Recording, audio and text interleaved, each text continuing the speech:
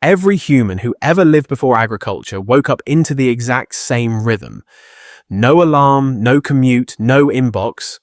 Just light, hunger, and a brutal landscape trying to kill them.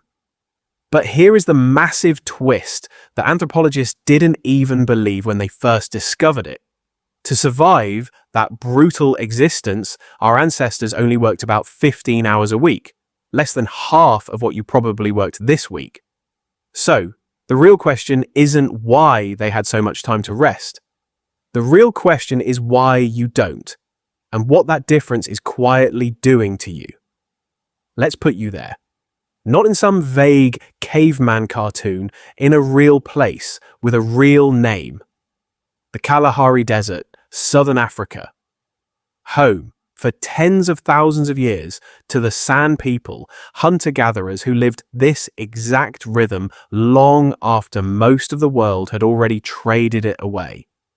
You wake up on the ground. No walls, no lock on a door because there is no door. Above you, a sky that offers zero mercy.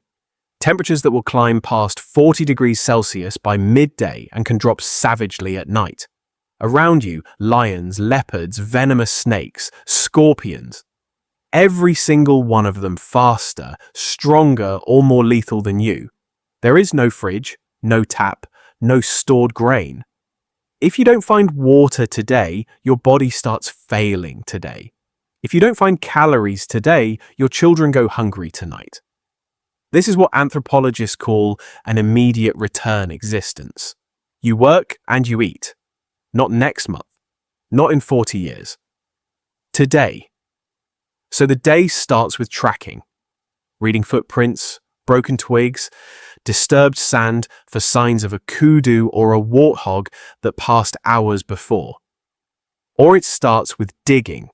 Pulling water-rich tubers out of ground so hard and dry, it looks like it hasn't seen rain in years. This is not a peaceful nature documentary. This is a woman digging with a stick under a sun that can kill her if she doesn't drink enough water. This is a man tracking an animal for hours through terrain that hides scorpions in every shadow. It is brutal. It is unforgiving.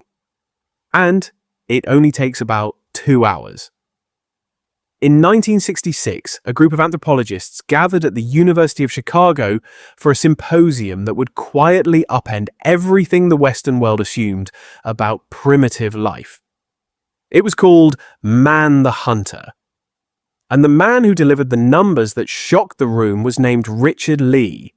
Lee had spent months embedded with the Kung San, the Ju Huansi, tracking, almost minute by minute, exactly how they spent their time. Every trip to gather, every hunt, every hour of rest. He wanted hard data, not assumptions. What he found broke the myth completely.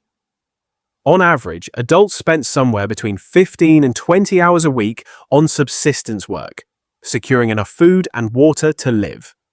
Not 60, not 80, 15. Part of the secret was a single plant, the mongongo nut. Abundant across the region, absurdly calorie-dense, and sanctioned and critically, not something you had to plant, tend, or wait years to harvest. It was already there. It had always been there. You just had to know where to look. And that's the part that should stop you. This landscape, this dry, thorny, heat-cracked desert that looks to outsiders like a wasteland was never a wasteland to the people who actually understood it. It was a pantry. A brutal one, yes. One that demanded skill and could kill you if you misread it, but an abundant one if you had the knowledge passed down over thousands of years. So, what did they do with the other 20, 30, 40 hours of their week? They rested. They talked. For hours, often about relationships, gossip, disputes, jokes.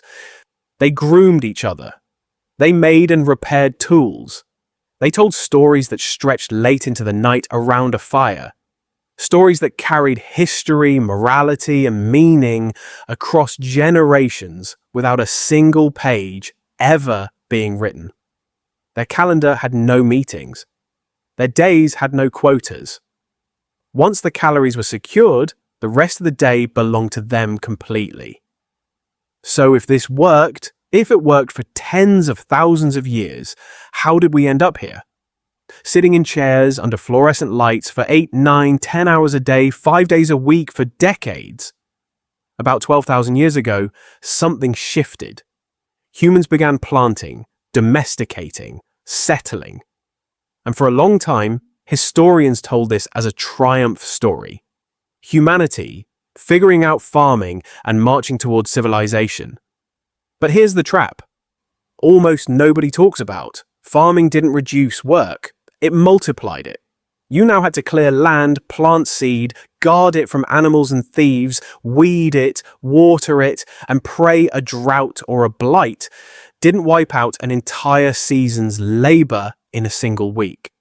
And unlike the San, who ate what they found that day, farmers were now gambling everything on a future harvest months away. The immediate return world was gone. In its place, delayed gratification, chronic risk, and back-breaking repetitive labor. Not for 15 hours a week, but often for 50, 60 or more. That trade, free time and immediate satisfaction, exchanged for predictable, exhausting labor, never really ended. It just changed shape. The field became the factory became the office, the plow became the keyboard. And this is where your exhaustion actually comes from.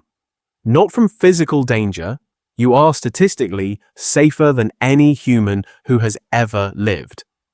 It comes from a nervous system built over hundreds of thousands of years for 15 hours of purposeful, immediate work, now trapped inside a structure demanding 3 to 4 times that, for rewards that arrive weeks, months, or years later.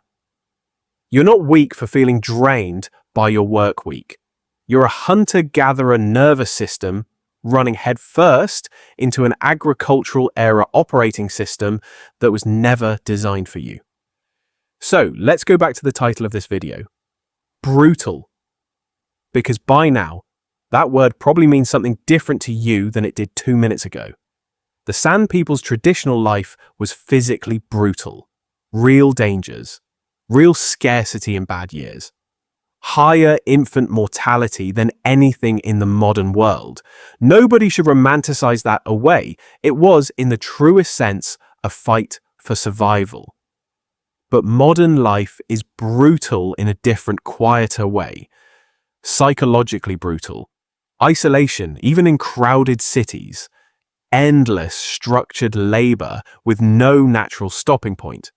Chronic, low-grade stress that never fully switches off because there's always another email, another notification, another deadline stacking behind the last one. The hunter-gatherer, for all his physical danger, ended most days by 2 in the afternoon. Surrounded by people he'd known his entire life, telling stories, laughing, resting, his body faced more threats. But his mind, by almost every measure researchers have studied since, was clearer. More connected, less alone. You inherited his brain. His need for rest, for face-to-face connection, for a clear stopping point to the day. You just didn't inherit his 15-hour week. That's the twist nobody tells you about primitive life. It wasn't a lesser version of ours. In some ways, it was a version we've been quietly trying to claw our way back to ever since.